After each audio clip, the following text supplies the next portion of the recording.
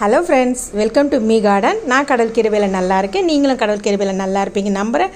உங்களுக்காக வேண்டிக்கிற ஃப்ரெண்ட்ஸ் உங்கள் எல்லாருக்கும் இனிய தை பொங்கல் திருநாள் நல்வாழ்த்துக்கள்.